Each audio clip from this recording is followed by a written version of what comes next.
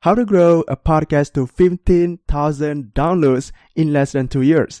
So as you know, download number plays a huge role in measuring the success of a podcast, and it's pretty similar to subscribers and views to YouTube, right? And by the end of this episode, you'll know exactly what kind of mistakes people make when growing a podcast. And second thing is when you should care about the download numbers, because there are times when you shouldn't, and most people see the download numbers as a number. All right, because download number is actually from the people that download the episode. So sometimes this download number can only gives you anxiety and depression, right? Because if you see it going down, and it can give you those feelings, right? So it's actually an amateur game. So we talk about it in this episode too. And the next thing you're going to discover is how to not get obsessed with the numbers. Alright, so this might sound counterintuitive, but if you want to grow a show, you need to prepare mentally. I mean, especially the obsession game. So we talk about how to control your obsession over the numbers. Alright, so the guest I'm bringing today is really amazing. I mean, I discovered her through Facebook, and she has showed me a lot of powerful podcast tips through Facebook. And one of the mind-blowing things that she showed me was that she reached 15K downloads in less than 2 years. So I thought, alright, okay, this person is legit, okay? And I'm gonna interview her on the show to see how she made it, right? We are going to talk about how she really achieved that numbers in just a short period of time, alright? So yeah, 2 years is actually very short, okay? So today's guest is Olivia Powell. She's a podcast coach, consultant, and strategist. She has a certification in life coaching and background in business relationship coaching. She has had a podcast for over 2 years now, and she has built a following of over 15K podcast downloads organically through attraction marketing. Olivia has built her coaching business by attracting listeners who have turned into clients, and has generated over $21,000 in revenue just from a podcast. She specializes in energy, mindset, and strategy for podcasting to build more freedom and self-expression in your own life. Alright, so that's her intro. And before we begin here, make sure to subscribe or follow this podcast if you haven't already. Alright, click that subscribe button or follow button. Alright, click that, because you are only one click away to discover all these amazing social media tips. Okay, so another thing is, this is the first part series of the whole interview. Alright, this is only the first part, so make sure to subscribe if you want the next episode to be delivered right into your podcast platform. Okay, let's begin. So the real question is this: how would an entrepreneur like us, who literally start from nothing or has limited resources and yet still wants to build an empire, join Ashraf as he answers this big question so you can apply it too. Welcome to Focus on Winning.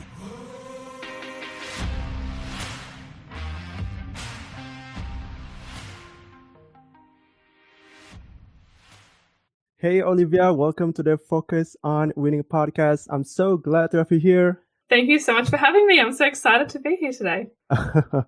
So, Olivia, you have, I'm really interested in your work. You have a podcast group. You also have a podcast, teach people how to podcast. And it seems to me that you are really passionate about all things podcasting. So, I really want to know why are you so passionate about podcasting? Oh, I actually haven't been asked that before. So that's a really good question. So thank you for asking that. Yeah, it's never been that question. It's always like, how do I build it? How do I do this? And I'm like, okay, cool, let's go. So why do I love it? So I actually had a phone call today with a woman that, found me through another podcast. And I was talking about how it works really well for introverts. So even though I might seem like an extrovert, I'm actually more of an introvert. And so back when I wanted to get my content out into the world, I wanted to contribute, I wanted to, share my lessons and my insights and knowledge and all these things that I'd been through back like 2 years ago, I actually first started my YouTube channel. And that was great for about 3 videos. And then I realized just how much work it actually was for me personally, not necessarily for everyone, but for me, it just felt like a lot of work. And I didn't particularly love being on camera. And I thought, oh, if I want to get my content out there every week, do I have the energy to show up every week on camera, if not more? And being a woman as well, there's a lot more work like makeup and making sure your hair was freshly washed. And I had to reconfigure my room to accommodate the camera and have my script ready to go. And it just felt really unnatural for me. And I had to do it all in the morning when the sunlight was at the highest. And I just kind of started to get burnt out from it. And I was like, I just don't think I can sustain this level of commitment. And I was like, okay, cool. So I still have this juicy stuff I want to get out there. How do I get it out there into the world? Like, how do I create content that resonates with people with more than just like some text on a screen with a photo? And I was like, oh, podcasting, because I was listening to podcasts back then. I was consuming so many different episodes and loving it and just really enjoying the whole process of being a listener, basically. And then one day I had this thought and I was like, why don't I do a podcast? Like, it can't be that hard, And so then that's when the whole thing kind of started, just with that one thought. And the reason why I love podcasting is because it can be really easy if you make it easy for yourself. And that's the thing that I'm all about, making it easy, flowy, and sustainable so you can integrate it into your lifestyle and your business easily. And I think too, it's like, so for me as a podcaster, I preferred it than being on video and creating YouTube videos every day or every week. So it was just better for me personally. And also being more of an introvert, it was great because I could just show up in my pajamas and no one would know. I could show up with no makeup on, looking like a mess, coffee in hand, ready to go. And it just made life great, The other thing too is like podcasts have changed my life. Like they really have altered the trajectory of my life, obviously, because now I'm a podcast coach and consultant and stuff, and an entrepreneur and a business owner. And that would never have happened if it wasn't for podcasts, truly. It's also helped me think very differently and make changes in my life and make me feel like I wasn't alone with certain things going on in my own personal life.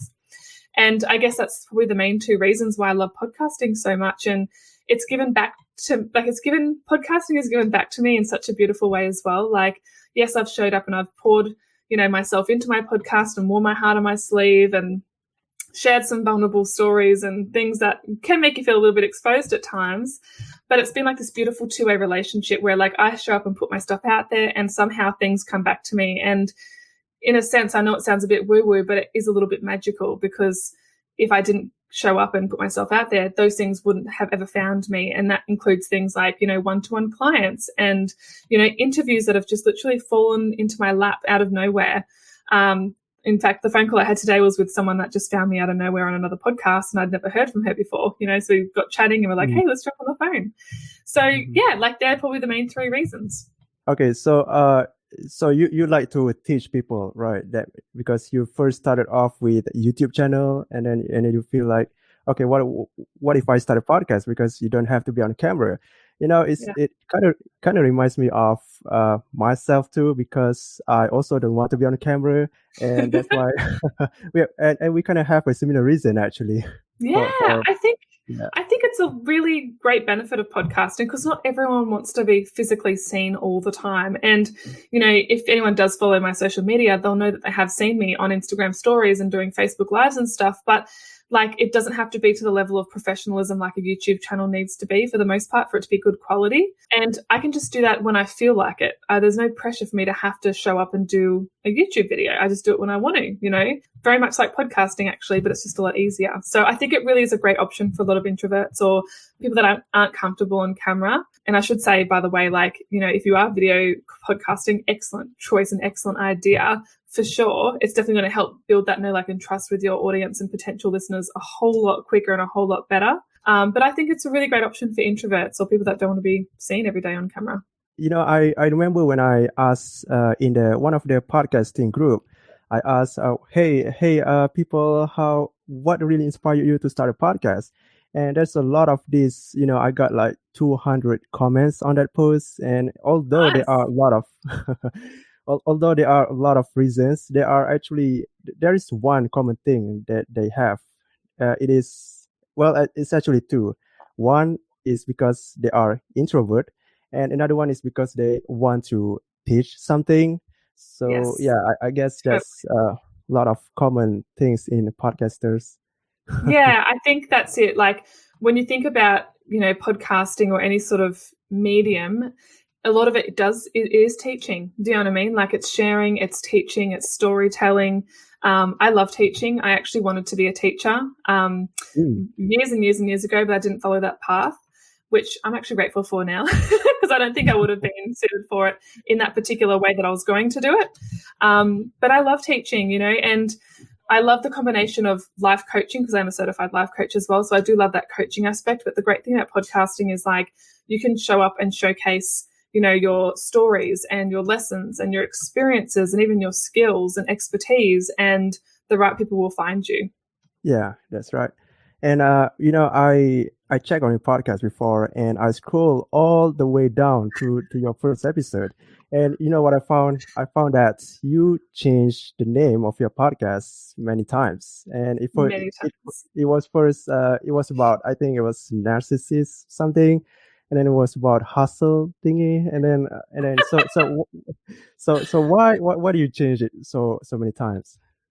Great question. So I have actually rebranded my podcast 4 times, which I know is a lot. Tell me about it. So basically, back in 2018, I finally launched my podcast. So the very first one, and that was called Overcoming Narcissistic Relationships with Olivia. And just a side note, please no one name a podcast that friggin' long. It's too much to remember. People won't remember it. It's not short, snappy, or smart. But anyway, so you live and you learn. I've made mistakes along the way and I've only gotten better from that, thank goodness. But yeah, my first podcast was basically to help predominantly codependent women recover and heal after toxic love and toxic relationships, toxic marriages, toxic dating, because I personally had been through all of that and, had worked on myself a lot, that I felt I was in a really healthy place where I could actually, provide insights and help other women up level around the world. But of course, I only started off with one soul initially because I had no idea it was going to get this big, this quick.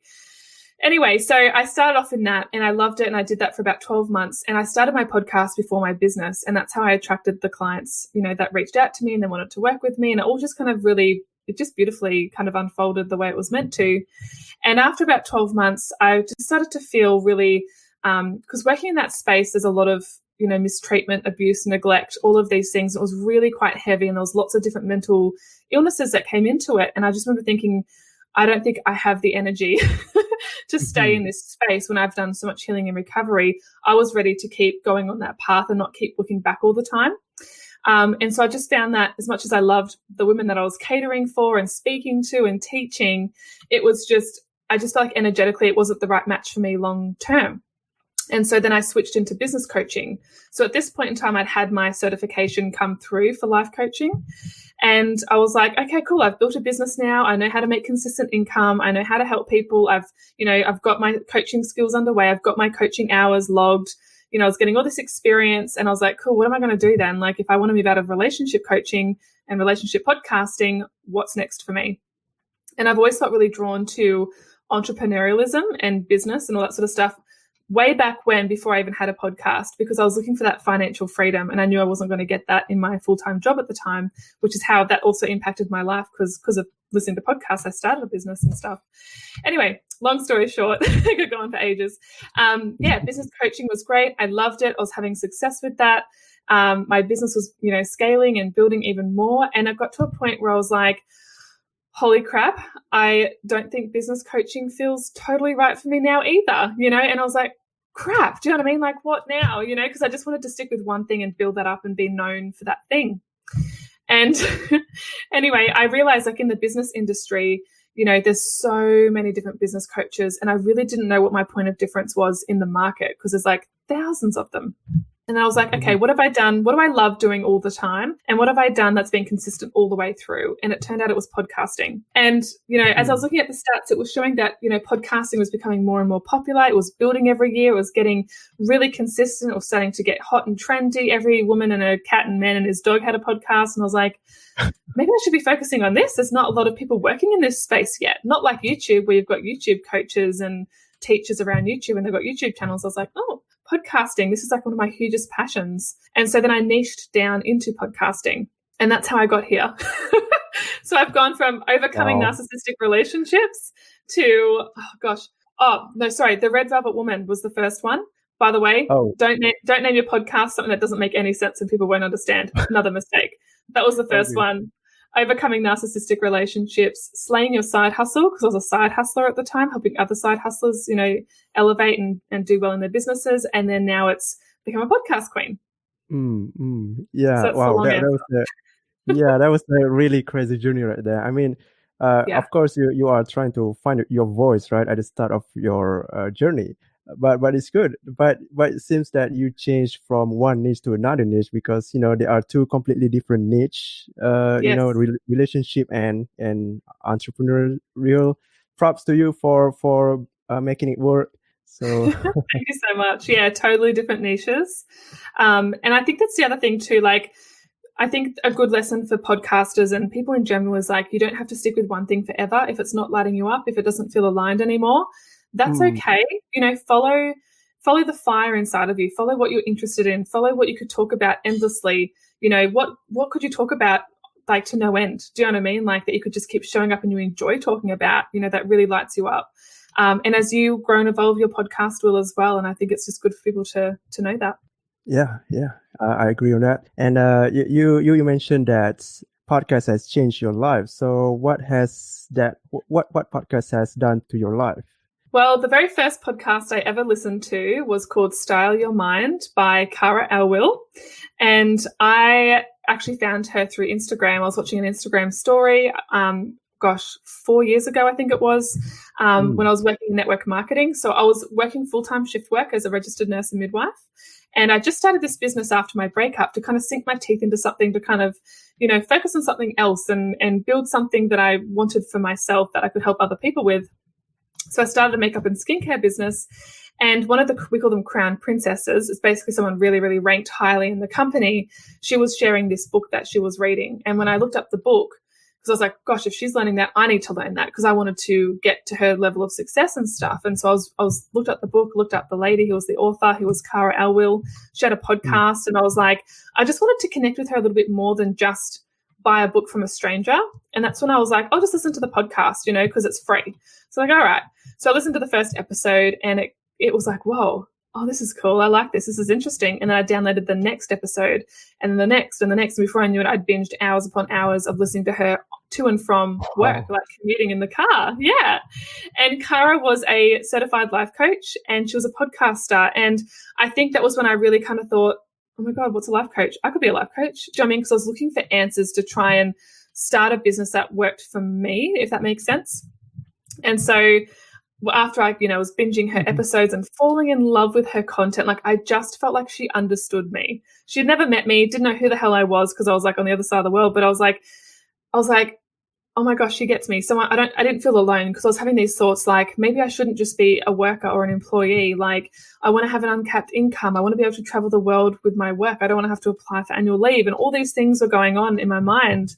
And she was touching on all of those. And I was like, whoa, someone else like out there has got the success that I really want. And so, so that kind of planted the seed for starting my own podcast. And after I listened to her podcast, I went up and signed up to the Life Coaching College in Sydney, Australia, and got certified. And so that kind of really started the whole different direction of my life, to be honest with you.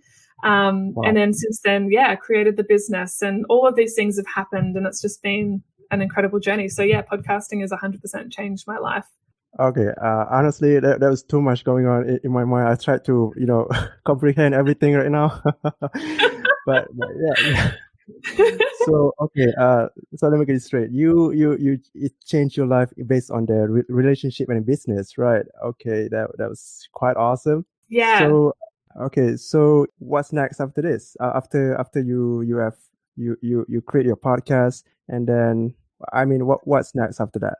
Yeah. Well, some people get a little bit scared to say what they actually want and dream for and are working towards because they're like, crap, what if it doesn't happen? Then I've just embarrassed myself. But something that's been working well for me is like if I share it and I speak my dreams to people and speak it into existence, it just starts to happen a lot quicker. So I'm just going to share with you some of my plans and what I'm going to do over this Christmas and New Year's break, because I'm taking 2 weeks away from business and podcasting, is I just want to kind of like sit back, take myself out of the day-to-day tasks and stuff like that and just allow myself to have any ideas and drop-ins that I'm, wanting to receive basically about the future. But one of my two biggest long-term goals, I'll give you my long-term goals and then some of my short-term goals. And, maybe in a year's time, I'll look back on this and go, whoa, that happened. And maybe that didn't, whatever. But what my long-term vision and goal is like the whole reason why I'm in podcasting at the moment is because I actually really want to help other people, start their podcast for whatever reason it is that works for them so that they can have a voice, so that they can step up and rise up and help educate the world on important things, to make the world a better place, of course, like so in a positive way. And to do that, I'd love to eventually sign up with a podcast agency. I've had a couple of people pitch me now. I'm just kind of looking at my options and decide which way I want to go, because I do want to be a guest, every week or every fortnight on new, podcasts and stuff like that. So I'm looking at signing up with one of those. The other thing I want to do as well is, what was it? I basically want to interview some more high-profile people, because I have interviewed celebrities and TV reality stars and stuff like that in the past, but I'm wanting to kind of go even more into that space to share their story as well. And my shorter goals are things like setting up my website, because I really am dying to have a physical product. As much as I love having digital programs and services, I love selling actual things. And so I've got something in the works right now that I'm collaborating with someone. Wow. Yeah, so that's one of my plans. Yep. Physical product? Yeah, a physical product. Okay. Physical product. What was it? Can you give me a clue or? Well, yes. I have it here. It's just not official yet, but basically I'm wanting to provide throat chakra oil. So even though I'm all about podcasting and I love everything about podcasting and strategy and all that sort of jazz, I'm also all about being a life coach too, of mindset and energy. And I'm actually wearing throat chakra oil right now. I don't know if you can see it, if it's glowing or shiny. Oh, okay, I can see that. Yeah. Yeah, so basically using essential oils. Yeah, probably just on my chest. Yeah, so I want to provide that. I also I have a mug line coming out with things saying like speak your truth and, all these sort of things that are going on that I want to provide. I also want to provide microphones too, because a lot of new podcasters or aspiring podcasters or wannabe podcasters are like, well, what equipment do I buy? So I just want to have like a one-stop shop that they can go, yep, cool. This is a beginner podcast microphone. This is an intermediate. This is an expert microphone. And just basically provide all the answers that people need or want and be that resource for them. And there's so much more that I could go into, but that's kind of a good starting place. Okay, that's the long-term goal, right? Where you want to be a website where it's a one-stop shop, you said. Okay, so there is a mic and the oil thing and every tools that a beginner's podcaster needs. Okay, absolutely. So that's your long-term goal. So what about your short-term goal? Well, actually, they were my short-term goals. My long-term, so I want to have all that stuff happening in the next couple of months as I go into 2021. So my long-term goal is to actually start getting onto stages. So I was, once again, through the power of podcasting, I attracted a speaking gig in Sydney that was supposed to be face-to-face and live in front of thousands, and it was actually going to be nationally advertised, but because of COVID, we've had to basically delay that. And so I'm not quite sure exactly when that's going to happen. But I'm wanting to basically sharpen my speaking skills so I can get onto stages and empower others and inspire them. Do you know what I mean? Because like at the end of the day, I'm just a 30-year-old Aussie that started a podcast in my bedroom 2 years ago, and all of this stuff has happened for me, and everyone's special in their own way, but I'm also not that much more special than anyone else that they can't do it. You know what I mean? So I just want to get that message out there, and that, being consistent and showing up and nurturing your energy is what really will actually set you up for long-term success with your podcast. Yeah, so I want to highlight this, okay, because you said you were an introvert before, and now after 3 years of podcasting, you have become really brave to face in front of people. So and now you want to speak on stage. Okay, that was a huge transformation there, Yeah, well, it's actually been 2 years podcasting, not 3, but next year will be 3. Okay. Yeah, well, I'm still an introvert though. So even though I think there's this misconception where it's like if you're an introvert, then you can't speak and you can't speak up and you can't be seen. And it's actually not true. Like introvert just means that you recharge your batteries alone, or you have downtime to actually recharge and get re-energized. Whereas extroverts, they need to be around people and they like to bounce off that busy energy and others and absorb that energy, and that refuels them. I'm just not one of those people. Yeah, I think podcasting has actually made me more confident as well because, you know, I have a half brother that stutters really badly. I haven't had a lot of experience in front of stages before. Do you know what I mean? Like I used to get nervous speaking. I used to be religious and I used to be in a church and I used to freak out every time I had to go on stage. I hated delivering oral presentations in my uni class. You know, all of these things are things that I kind of struggled with. And public speaking I didn't enjoy. Whereas now, because I've got that higher mission and this purpose and this quest that I'm going on, it's like you build up that experience and those resources and you expand your comfort zone so that now that when I rock up for a podcast episode, I no longer feel like I want to wet myself out of fear. Do you know what I mean? Like I look forward to it. You know, back in the day when I was getting interviewed by someone, I would freak out before we would jump on because I'm like, shit, what if it doesn't go well? What if they ask me the wrong question? What if I don't know the answer? What's going to happen? Are they going to think I'm dumb? Like all of these things would happen. And now it's like, it's nearly as easy as breathing, like, but it's because I've been doing it for 2 years now. Yeah. That's really inspiring to me, actually. I mean, I also feel scared whenever someone interviewed me. So seeing you getting brave really inspired me that much. So thank you for that. Thank you. Thank you for saying that. That's so lovely to say. And you know, it's purely just exposure and practice. You know, like the more you do it, the more secondhand it becomes. It's like driving a car. Like I remember the first time I went to drive a car, I was a teenager and I was like, I can do this. It'll be easy. Do you know what I mean? But it's like there was more to think about than what I initially thought. And then I was like, oh, I'm not an expert at this yet. Damn it. I was like, I'm a novice. And then the more I started to drive, the easier it got. And now you hop in the car without even having to think about adjusting the mirror or turning the car on or sitting your seat up the right way or anything like that. You just go in, you do it, it's done, you finish, you're back at home, you know? And podcasting is the same eventually. Wow, that's nice analogy right there. Okay, so I think we can go into the topic. So as you know, we are going to talk about how to grow a podcast into $15,000 per month. Well, actually, I don't know the right title there, but basically how to grow a podcast.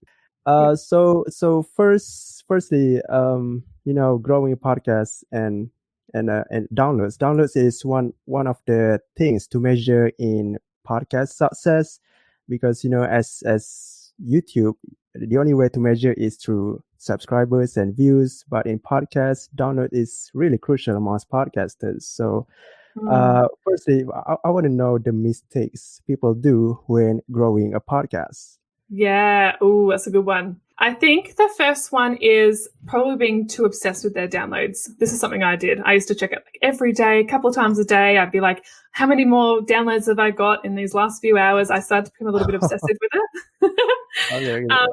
Which I think can happen. Do you know what I mean? Like, you're like, come on already. I'm putting my time and effort and focus into this thing. I want to reach as many people as I can. Like, how long does that freaking take? You know, like I had moments like that along my journey.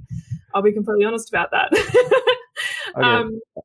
I think the problem with that, though, is when you focus too heavily on the downloads, you forget that you're actually reaching heartbeats. You know, like you're actually reaching real humans at the end of, like at the other end, you know, on their smartphones or on their computers or whatever it is. And we can get so obsessed with like the numbers and the analytics and the statistics and all of that. And at the end of the day, it's just a number. And I think too, something that I really realized was, you know, in business, one way that they measure success is how much money you make. But, you know, after being at events like with Tony Robbins and, you know, really high level people like this, he talks about how there's multimillionaires out there and they're miserable as anything. And who cares if they've got 15 million in the bank? They're actually not happy or satisfied or fulfilled at all. You know, they've just got money there and they, you know, the quality of their life starts to decrease because they've lost their meaning. So I think when I hear things like that, I'm like, crap, that's just a number. It's just money, like to a degree, of course it matters.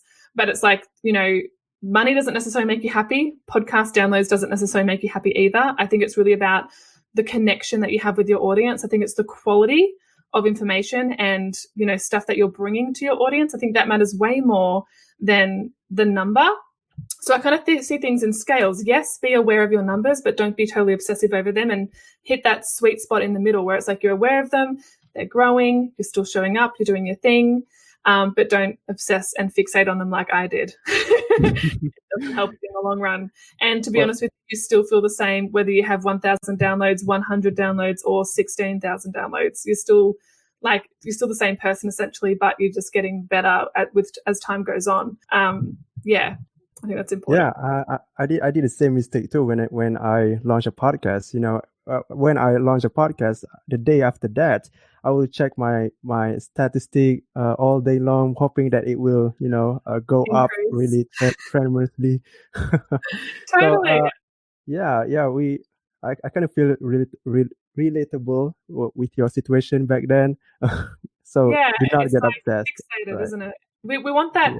I think what we're looking for is like proof that our podcasting is quote unquote working. Like we want to know that it's, reaching more people, getting the downloads, building, increasing in that. But at the same time, I think we're looking for external validation as well, because it's like if we have the numbers there, then we can feel like the podcaster. We can feel like we're credible. We can feel like, we're worth it, I guess, in a sense as well. We're worth listening to. And to be honest with you, it's better to get in the energy of pretending, or not pretending, but like in the energy of your higher self. So it's like knowing that it doesn't matter what the actual downloads are. If you're showing up and you're serving people and you're helping in some capacity, the numbers don't matter because they will just naturally rise with you.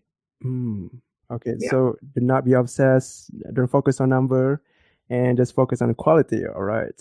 Yeah. But I would recommend being aware of it because some podcasters don't even know their stats. And I think that's a mistake I made too in the beginning. I didn't even pay for the Libsyn account that told me how many downloads I had. I just didn't care. And then after about 10 episodes, I was like, I wonder if anyone's actually listening to this. And so I was like, I'll just upgrade and pay for the account that tells me. So I think that's a good place to be in, a good space to be in where you're aware of your numbers, but you're not obsessed over them. Okay. So when is the right time to be aware of the numbers and, not totally get obsessed? How do we kind of separate between that? Yes, very good question.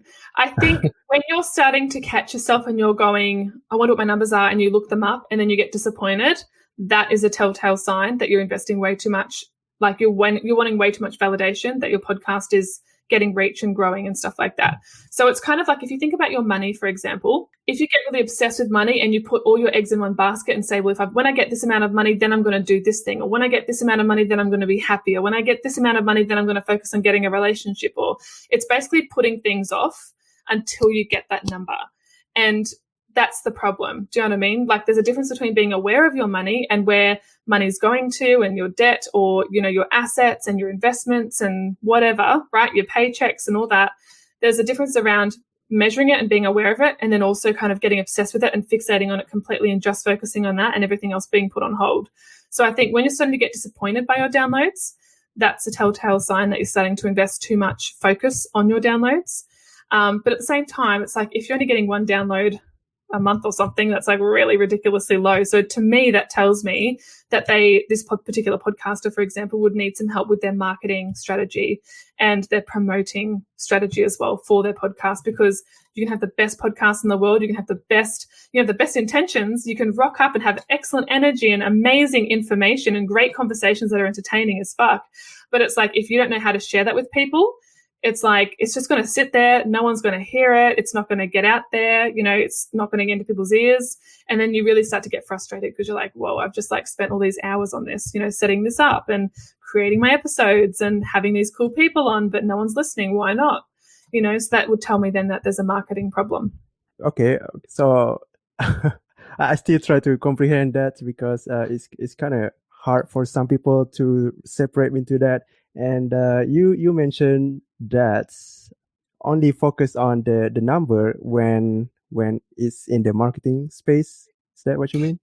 I think it's if you're starting to look at your numbers and you're starting to feel upset, depressed, discouraged, that's you need to take a step back and go, why am I feeling like this? And usually we feel like that because we're trying to get that validation, right? Of like we're feeling worthy because people are downloading our podcast and listening to us. Do you know what I mean? It fills our significance cup.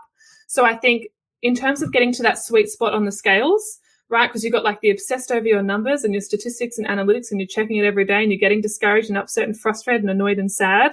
And then you've got the no awareness of your numbers at all. And you don't even know where your podcast sits. You don't know what your point of difference is. You don't know, anything. It's like you're talking into the oblivion and just hoping that people listen. These are two really unhealthy spaces to be in. So you want to be balancing it out here.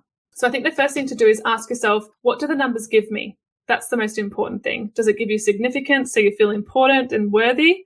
Is it the fact that you're wanting to get certain sponsorships and you want to reach an X amount of downloads so that you have some credibility that you can pitch to companies and sponsors and stuff?